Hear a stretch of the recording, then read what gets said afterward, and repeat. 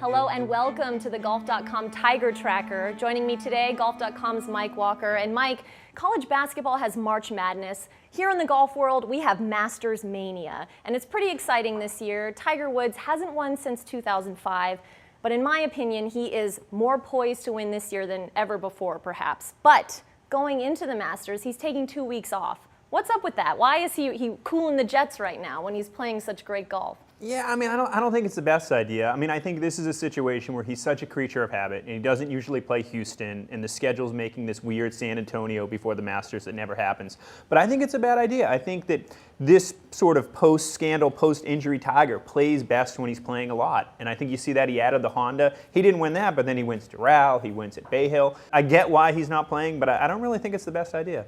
I'm glad you mentioned the Honda, Bay Hill, some of his favorite venues. We know Augusta sets up well for Tiger. Even at his worst, he's played great rounds there. And I mean worst as in the slump years. So do you think the Masters is truly his best chance for a major this year, or will it be another venue?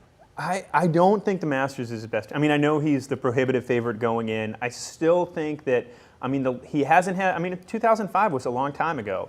We haven't seen him hit the draw that, you know, he's going to need there on a consistent basis.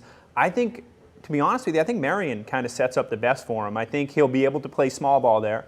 And I think that he has this strange sort of sense of the historical moment, and him going back to like Ben Hogan and Lee Trevino. I think it's the kind of course he responds to with that kind of history, and I think that that is his spot. But I mean, certainly, I mean, you can't dismiss his chances at the Masters. He can win there, but I don't think it's his best shot.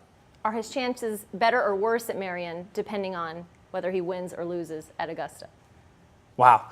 Well, I think they're better then. I think if he wins at the Masters, I mean, I don't think he's going to win the Grand Slam, if that's what you mean. I think that Muirfield, I mean, is a very difficult course. Oak Hill is a very difficult course. It's going to be very demanding. He's going to have to drive the ball very straight. It's not going to be the most forgiving course. So I think that because of the exacting nature of these courses, it's not set up for one guy to run the table. But yeah, if he wins the Masters, yeah, look out for him at Merion. Of course, the other X factor in Tiger's life right now is his new girlfriend, Lindsey Vonn. Now, we know Tiger is the master of compartmentalizing, if you will. So how much do you think his relationship with Lindsey is actually going to affect his golf game?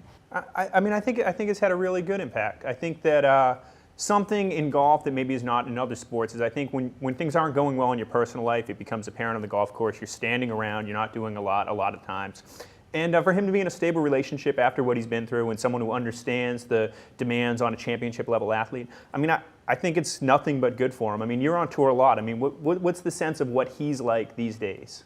I would say he's smiling more. He seems at ease with himself. He seems to be enjoying the experience a lot more than we've seen in past months. Well, if pre-tournament hype is any indication, this is shaping up to be one for the ages in Augusta next week. So thank you so much for joining us on the Golf.com Tiger Tracker. We'll see you in Augusta, Georgia.